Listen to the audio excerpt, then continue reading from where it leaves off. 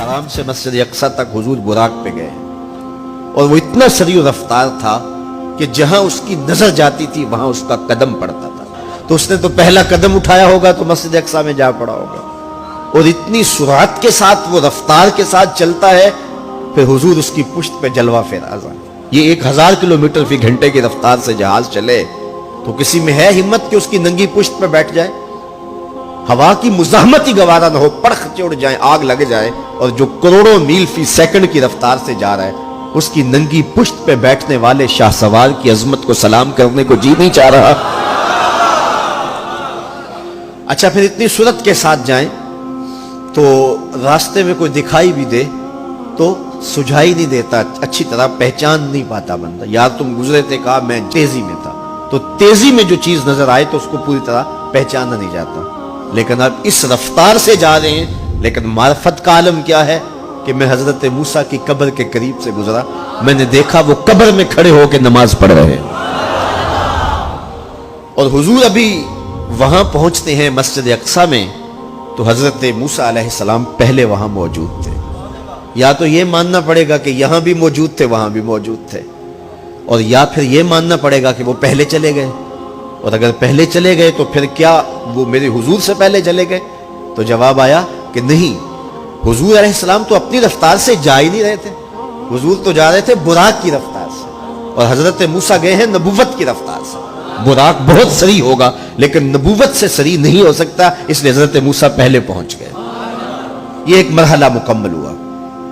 अब दूसरा मरहला, मस्जिद अक्सा से लेके पहले आसमान तक वो नूर की एक सीढ़ी थी, और ये बुराक से भी ज्यादा सरी रफ्तार थी, ये दूसरा मरहला था। और फिर तीसरा मरहला, पहले आसमान से लेकर के 7वें आसमान तक फरिश्तों के परों पे गए, 7वें आसमान से सिदरा तक जिब्रील अमीन के परों पे गए।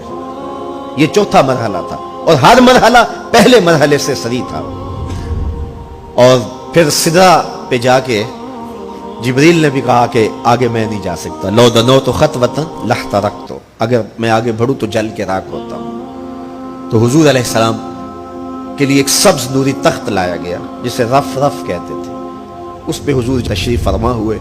फिर वो किस सूरत से गया, इन 4 मराहल से ज्यादा सरी रफ्तार था। रफ रफ की मुंतहाई परवाज जब हुई तो मैं अल हज़रत की रूह से फैज लेके कहता हूं कि रफ रफ के भी बस बस हो गए। अब ये 5 मराहल अपनी इंतहा को पहुंचे। अब ये हुजूर की जाती रफ्तार नहीं थी, जाती रफ्तार अब शुरू होने लगी।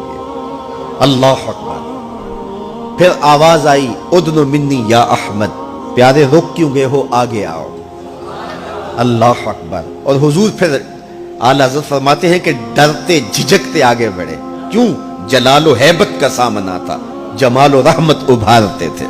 अब्द थे ना, माबूद के हुजूर हाजिर हो रहे थे, तो जलालो हैबत का सामना था, जमालो रहमत उभारते थे। आवाज आई, महबूब आगे बढ़िए। हुजूर ने एक कदम उठाया।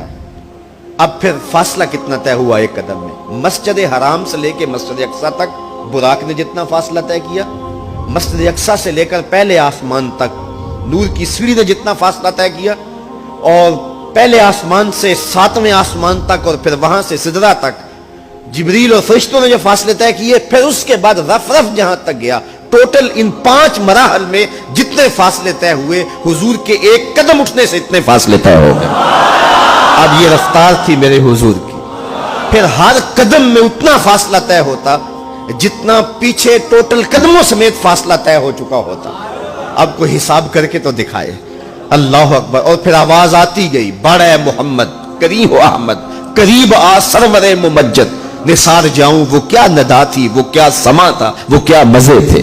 70,000 मरतबा आवाज आई, और हुजूर के कदम उठते गए। फिर कहां तक पहुंचे, कोई हद है उनके उरूज की, बाला गल ओलाबे। और इसको मेरे रब ने सफर नहीं कहा ये अभी मेरे नबी की सैर है। क्या समझोगे मेरे रसूल को?